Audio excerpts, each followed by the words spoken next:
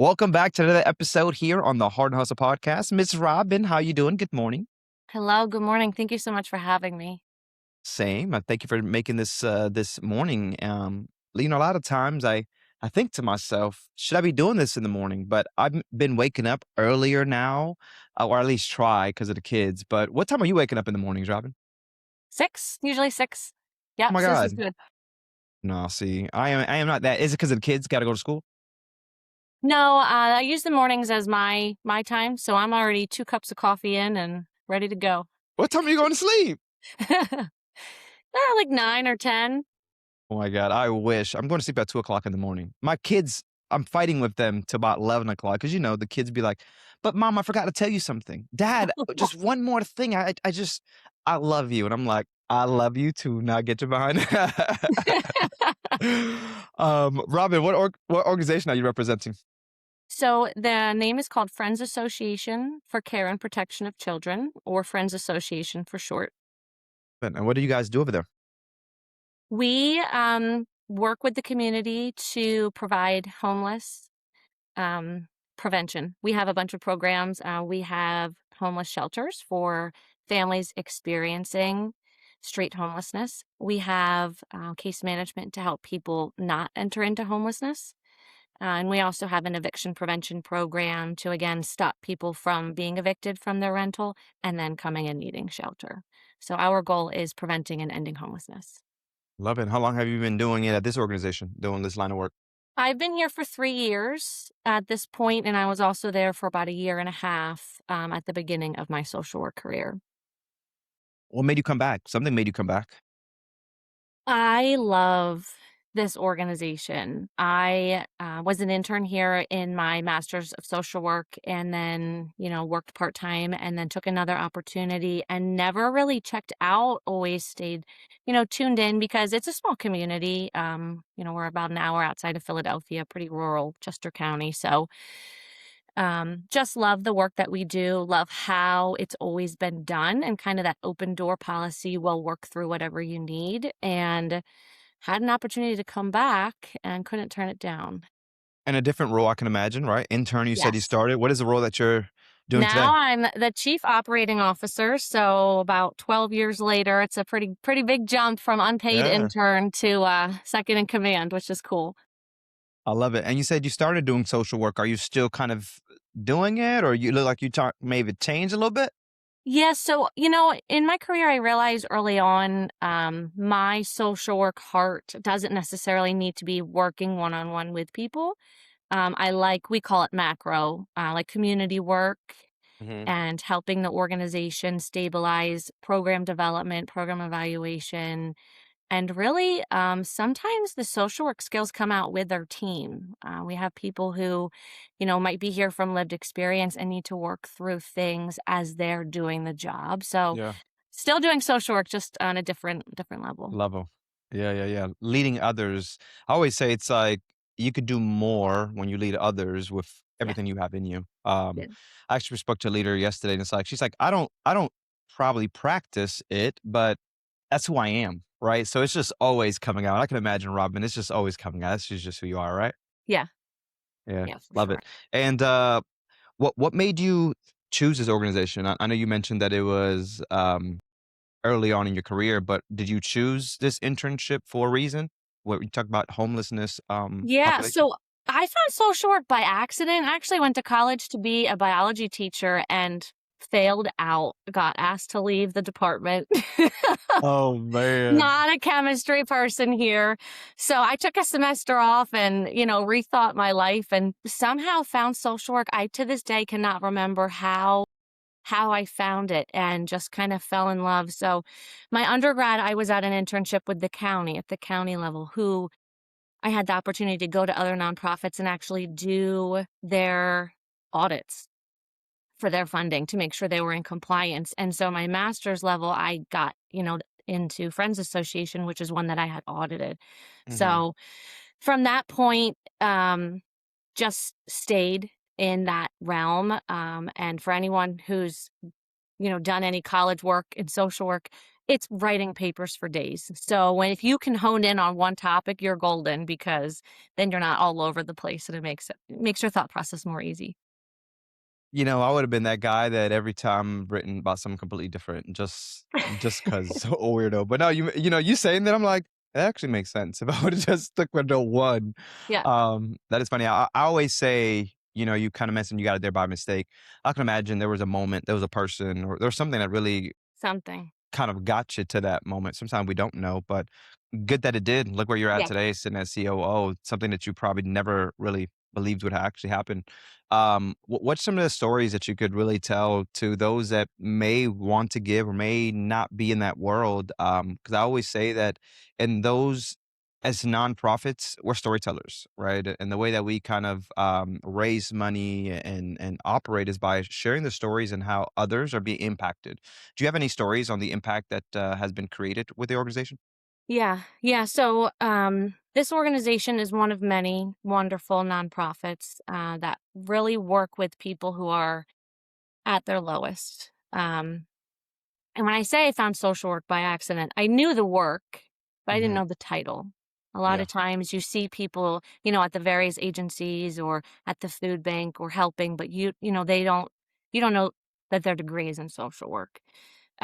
So the impact of Friends Association is so widespread over the years. We're actually over 200 years old. Organization started by Wow. Quaker group in Philadelphia. It was started to be an orphanage for children escaping slavery and coming up north, and it morphed over the years into um, children, and now it's just serving families. So we don't just take, minors. We have families. You actually Hmm. have to have an adult. We're not just a children's shelter. So we are keeping people off the street. We are giving them a safe place to heal and time. Time is almost just as important as the safety. It takes.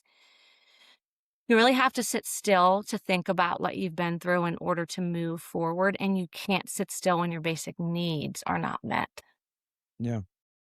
What is a day in a role like a COO at this organization? 200 plus years. Can imagine there's a lot of legacy to keep alive as well. What does that look like day to day for you? Yeah. So my role is I love it. There are days where I'm working on the strategic plan. We're updating our benefits package last week. We have leadership meetings. We're planning, what's our next big event coming up. And there's also days where our new playset arrived. And so I'm trying to use a wrench while laying on the new turf, trying to put together a playset while Let's other go. people are, blowing up basketballs. So it depends on the day, which is why I love it. There's days that, I bring my kids with me because I'm like, you guys can help organize the books on this bookshelf so that we can get things going faster. Or there's days where it's all meetings, and I think that's what keeps it fresh, because we just go with the flow. We've got about 26 on our team, including myself, and we help in total probably over 600 households a year, so we move very quickly, and whatever needs to get done that day. Is it just one location you mentioned or multiple We have 2 shelters right now. We have one building they're only about a mile and a half apart that has 6 units, and then we just had our grand opening back in January for 10 more units, and that building houses our office, so we just moved our office there also. Love it. That must be exciting to see the growth, especially when you mentioned what it was years ago, coming back, COO, seeing some of these changes happen. It's Yeah, rewarding. it's amazing, yes, and to have been the driver of that, with the team, but still, it was yeah, yeah. I came when we were still thinking through what to do, got to do that grant application, got to work through all the plans and see it come to fruition, and now the new building is full. So, Wow. And I can yeah, imagine there's probably waiting lists for more. So now you got to get on to the next not building. yet. We might have ended street homelessness for families with this expansion. Yeah. Yeah. I love it. And you mentioned this event coming up. Is this a fundraising event?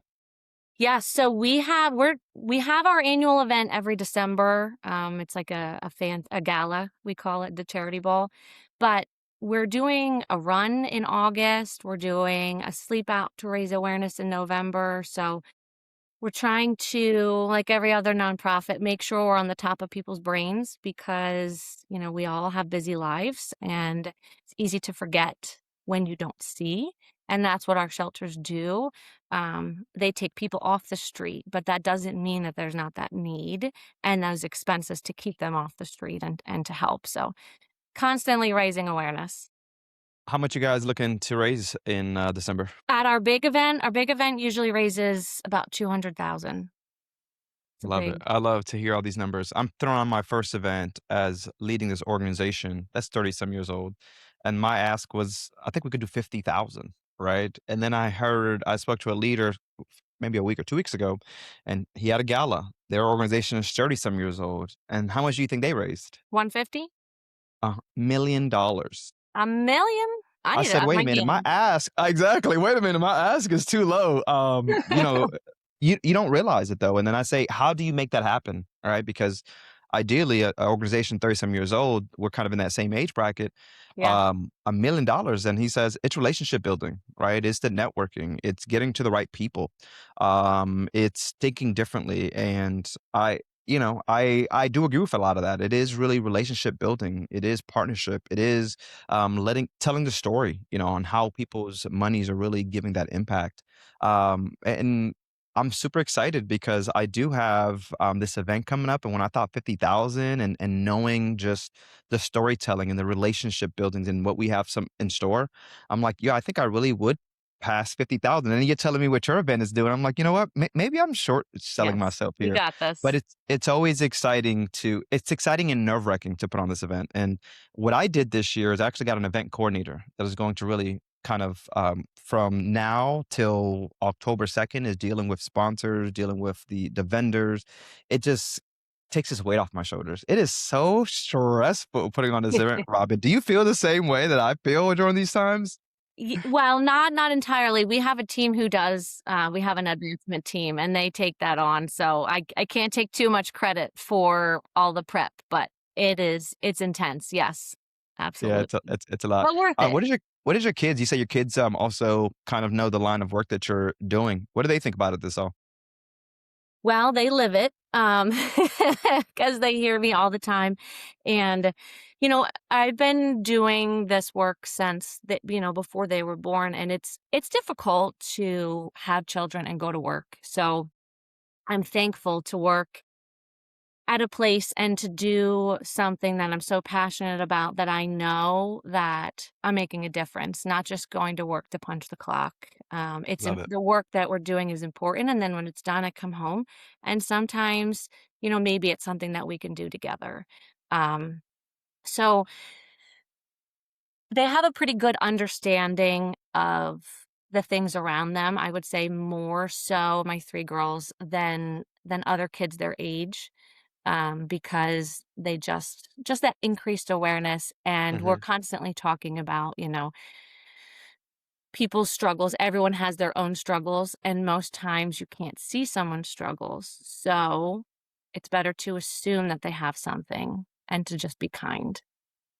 And I think that changes your perspective. I can only imagine what I would be like now if I had learned that as a child. I Yeah. probably wouldn't have gotten so many speeding tickets. I'm reformed now, but now I'm like, "You can go ahead. You get in front of me." Mhm. Love Because it. I know it's just a mindset shift. Like, It when is. you're younger, a younger driver, you're like, you're not getting in front of me." And now I'm like, "Oh, maybe you gotta go to the bathroom. You go." Yeah, yeah, yeah, yeah. Just assume there's a reason, behind the behavior. When I'm on I-4 and I see somebody speeding, I'm like, clearly he has to go to work or something. Yep. Like, stay out of his way. All right, that's what I'm gonna stay Someone's out of that having a way. baby. That part, that is so true. No, I love it. You are right. You don't know what you don't know, and there's some things I think we should keep away from children for them to live children's life. But there's some things that we should definitely educate our kids on, and it is those moments. And I can't wait to be at certain places where my kids get to see the work that dad does. Because it is. truly passion purpose work. Like, it's nothing, I say this probably every, um, podcast, but it's not about the paycheck. You just mentioned, I wanted to do something that I knew I was really making a difference, and a difference is being made. I mean, you just mentioned the second location and what you guys are doing to end homelessness in your areas. Like, kudos to you and the team to be able to always show up when things are not always, beautiful, right? Some days it doesn't look as beautiful, and you still got to show up, and you're still helping families. Do you recall a family that may have used, you guys, but now are in a better place? I mean, there's those stories, right? Like, people don't just stay here; people get Yes. here and transition to better opportunities. Yes, absolutely. That is always the goal. But we do have an open door policy because even if someone's with us, for 6, 9 months, things can still come up. So we do have people call a year or two later with something that they need help with, and we always make sure we make time for them because it's a long road. And if you enter a shelter, it means that you had no friends, no family, no dollars for a hotel, absolutely no one and nothing. And so going from that moment to success is not a quick road. It's a long road. And so we try to establish ourselves along that road for them, not closing that door and making sure setting them up for success with other agencies, but it's also nice because sometimes they'll come to our events. We've had families, we just did a breakfast to raise awareness and had a few people come and talk about their successes. Small business owners, um, chefs who their catering business has taken off, nail salon owners, or just people who went down and did their, credit repair and bought a house with Habitat for Humanity, passing along to stability. So there's many, many families. With 6 units last year, we had 21 families go through, in those 6 units, and 95% left to stable housing. So those Wow. are now we have 16, so we can make a bigger impact in a smaller amount of time, but it doesn't shorten the amount of time that they need assistance. It just lets us help more at once. Wh what are some stigmas that we should debunk here that people probably have of homelessness, those that they Yes. see out there? Because I think there's sometimes you don't wanna talk to them, you stay away from them. These are not bad people. Life was lifing to them, and they got in these situations. Are there any myths out there that we could debunk? Yes. So I'm so glad you brought that up. My most recent soapbox is that this is not a just world. So people who are experiencing homelessness, it's not because they did something wrong. You and I aren't sitting here today because we did something right. You have to do more than that. Things sometimes it's dumb luck, good things don't just happen to good people and bad things to bad people. And so when you take away that perspective of I'm successful because I did the right things and they didn't, so it's their fault. Not their fault. They didn't pick their parents, they didn't pick where they were born, they didn't pick all the adversity that came at them. And so we just need to meet them with kindness and see what they need. And sometimes just that kindness, if you don't have financial means to help, just that kindness can make a difference for them. We do have, I mean, even not homeless, we have people who struggle with, domestic violence, drug and alcohol abuse. There's so many things that can go sideways as an adult. And it's really about who catches you. Do you have people that would catch you? Because the person sitting by the trash can at the Wawa, they had no one there. And so that doesn't make them less than. Yeah. Do you think that, like, it's because people have the experiences, right? Like, I've had my own experiences with homelessness here in Orlando, and, like, there's times that I wanna help, and then you realize someone doesn't want the help. I think that's what kinda gives people that bad, taste in their mouth. But as you mentioned, there are people, and one of the things I heard is how hard, especially for a woman, right, that has kids, that to kind of, be out in the open, like, you really don't see a lot of woman homelessness, and it's not because it's not happening, is that they're very hidden. And do you experience that? Do you feel like there is this like males getting more help than women because for women it's not wanting to see themselves and put their kids in that kind of predicament, or what are you seeing in that sense? So for us, we see the families that are female led, but they're not where you would typically think of a man sleeping. They don't sleep in the park, because that would be an added level of vulnerability for them. We see them in units that were condemned or on a friend's front porch who can't take them in because they'll lose their own subsidy. And a lot of times in the car. We've seen moms sleeping in the car with, teenagers who are nonverbal on the spectrum, right? Like the most difficult situations, but it's a step up from on the street. And it takes that tiny it gives them that little bit of safety, right? You're on a porch Mhm. of someone you know, or you're in a unit that has no heating or electricity, but the door locks.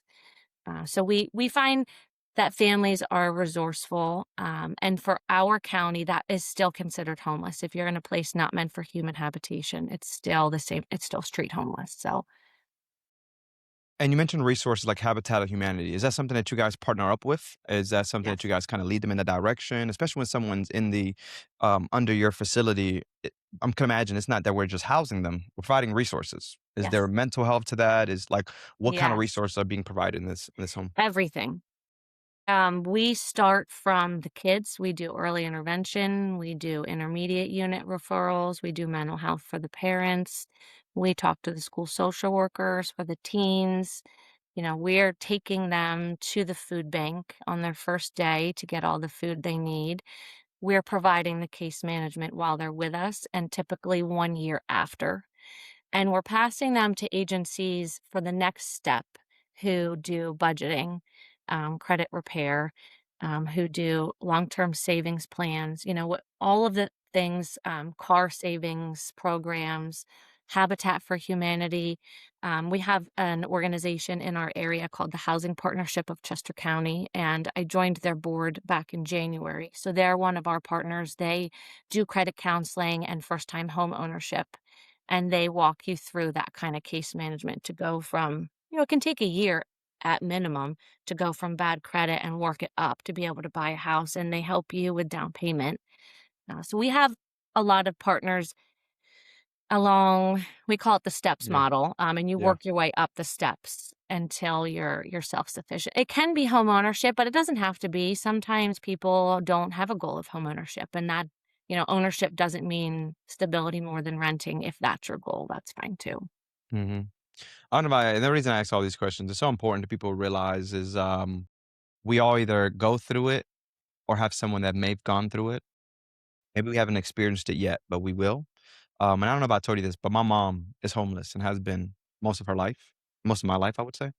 Um, and I always think about that when I think about homelessness. I was talking to another leader, and her was more of that woman shelter and how she gave up being a developer to start developing more woman shelters, realizing the need of it because in some of her properties, she was seeing some of these women go to these fountains and showering and realizing that there was a kind of a lack of resources for women as well. And it always just makes me think about my biological mother, that I really never had a relationship with, but knowing the work that you do, it is always so important because you don't know who you speak to that may have someone going through it. So it's always just listening to you and realizing, man, there is so much opportunity, there's so much help. People just also have to want it. It is very hard sometimes to put your pride aside and your ego. But I'm just so glad that someone like you has kind of given your life to this because so many people need it. Life do be lifing. You mentioned the trauma, the experiences. Not everyone gets to see the other side. I am one. I am one of 18 kids, and I can tell you that a lot. I have siblings. Sister. I have a sister that recently called me, and she was telling me she was homeless. And I felt so bad. I think she was like 19, 20 years old and probably by choice because she wanted to be with this guy. But then I'm not from Boston. My brother says, Ephraim, there's so much help in Boston for people like her. She has to want it, Mhm. and it's like you don't know what's out there if you don't know, but listening to these stories that you're sharing today and some of the resources that you guys do bring to the table, people may not even know that. They just may think it's a place to stay for the night. but you're saying that people can go and stay as long as they want, like, is that correct? As long as or up till they get on their feet, I guess, or what does that look? Yeah, typically, there's like a month of honeymoon for people to settle. Um, it's daily unit checks to make sure that the building is being taken care of. There's nothing illegal going on. We also have to look after the other residents and the other children in the building. Um, if they're meeting the case management requirements, they're coming to the mandatory workshops. We're seeing progress in their goals, and they set their goals. They Mhm. set their goals and how quickly they'll get them, and if they can't or they change their mind, change it on the form. Um, Typically, people take 6 to 9 months to be comfortable to move out. Sometimes people need a little longer because it's a single mom with multiple kids. They have to get daycare set up. Where's she gonna work? And we're located in one town, and a lot of the affordable housing is in another town. So it can take extra time because you might be able to walk down the street and find a job. But if you wanna go back and live across the street from your aunt, 30 minutes away, and you have no car, we're not gonna get you set up on a job here and move you there, and then you get let go because the bus is late. So working through those sustainability things and letting people really have that firm foundation. By the end, a lot of times people are so ready to go. But we do offer case management after for up to a year, if they That's good. desire. It's totally based on their needs. But sometimes things come up, like who's going to help you set up the Pico? Do you know when the trash comes? Where's the food bank there? How do you sign your kid up for school? Because now you're in a different district. All of those things that when they come up for me personally, I'm like, I don't know how to do this. They have Yeah. someone to call. Registering someone for kindergarten is not easy. I don't even know where to start, Robin. Let me start. I don't even know what? Um, no, this is cool. When I think about just what you guys are doing, it is definitely phenomenal. People have to want it. I love that you guys also kind of play those accountability partners, right? It's not like we Yes. just give it to you. You have to want it, and we're going to help you through it. And I think that's the best way is to hold somebody accountable, especially it's their plans. We're going to meet you at where you're at. We're going to create the plans around what it looks like for you, and just make sure that you could, do that. And it would help them so much. We talk about mentally, it just helps somebody so much. That organization piece, the accountability piece, and those people continue to pass on to their kids and XYZ. But how can people get? Because I can imagine you mentioned so many units that there's volunteers. Could imagine we need donors. How do someone get involved into what you guys are already doing? Yes. So our website is friendsassociation.org. We have events, we have a tab to donate. We do take volunteers. Funding is not good right now. We had COVID money flowing millions of dollars. It's ending. What's not already gone. The last deadline for those funds is December. So shifting back to more donor focus, more foundation focus, but unfortunately, what I'm seeing with a lot of foundations now is they want to fund growth. And what we've worked really hard to do is to grow and now to stabilize because what we're doing is working. And so we're losing some funders because we're not able to promise that growth because we're going to stabilize what we have. So raising awareness, advocating, we have the support of our commissioners, our senators, our state reps. It's just the dollars to them isn't as much. Everybody's kind of in this financial hold. Hmm. But if somebody has the ability to give, I can guarantee you it will go to very good work. Yeah. Um, If you had an ability to say, "I can change this today," in this or in your own organization, what is that thing that you feel that definitely probably needs some attention? We just haven't been able to get to it, or it's been a work in progress. We're still working on it. And I would love to fix this today. What is that thing? So those that are listening and may want to contribute in somehow, in some way. Yeah. It's really just the funding. It's having people that back us, financially and with their actions, that advocacy and understanding that the families that we're serving are not less than. And like I said, it's not that they've done anything wrong. And our full name being Friends Association for Care and Protection of Children, we've kept that long name because at the end of the day, it's the children. It's that next generation. How can we support the parents to support the children so that they don't end up back here? Because it is multi-generational, the cycles and breaking that. So the more people that understand that and that can help, if people aren't local, I'm very sure you have a family shelter in your area. You might not Mhm. know it, maybe look it up. Or if you are local, stop by. I'll give you a tour of the new building. Love it. And as we start to wrap up, someone may be listening or someone may know someone that's kind of going through a situation and just don't know what they don't know. Yep. Maybe nervous, maybe have heard things, so they just don't want to go to a facility. How do you, what words of advice do you give them for those that are listening or might want to share the message? Yeah. So in our area, you can call 211 to get an operator that can help direct you to services. I don't know if that's nationwide, but we could find out. We also have a number called 988 for mental health crisis. I know every area has mental health crisis, suicide crisis lines. Sometimes directing someone to that professional and staying with them for that phone call, because reaching out for help and no one answers or you're put on hold can be the most devastating thing in that moment. But for us, it might not be. So if we can facilitate that safe zone and maybe take the lead on a phone call, that might be the difference between someone getting a shelter bed or not. I Hmm. think it can also be helpful to say to somebody who's looking for the help that they deserve it if they want it. You don't have to sleep on the street. You can, that's your choice, right? That right to self-determination. But there are opportunities if you wanna take the help. Love it. And Robin, are you guys on social? I know you mentioned your website a little Yes. earlier. Yep. What's the socials? I have no idea. We have Go to the LinkedIn website. and What's Facebook. I There's can imagine probably off the only website, one right? friends association, though. Got it, got it. I'm pretty sure if you go to the website, you'll find all the socials, but I would Yes. really love for those to figure out what's going on and how they can be of service. Is check out these websites, check out the socials.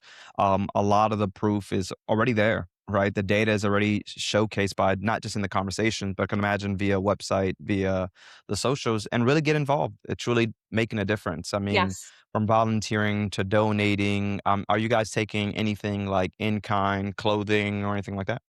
We don't have storage to take many things, but we do take. So every time someone moves out of a unit, we completely restock it. We Oh don't wow. obviously we leave the beds and like the big furniture, but everyone gets new pots and pans, utensils, plates, cups, bath towels. So things like that, we usually do an Amazon wish list that you can find a link for on the site. And then Okay. that times perfectly because we don't have room to store it. So if the list is on there, it's because we need it already to put it up in a unit. Got it, got it. Well, Robin, I thank you so much for your time and for the service that you've been doing for so many years while raising kids. I always got to, kind of tell y'all moms, you guys are something else. I have a wife that is a stay-home mom with two kids, and it's not an easy task. So you're telling me you got three kids, you're running an organization as a COO. That means you're still really CEO at your house, right? So there's a lot of work going on here, Robin.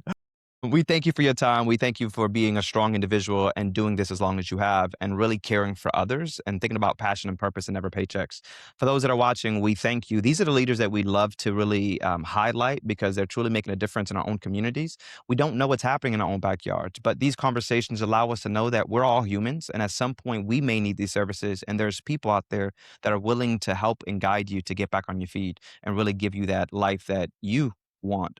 So we thank you, Robin, for being here. I'm Efrain. We'll catch you guys in the next episode. Latest.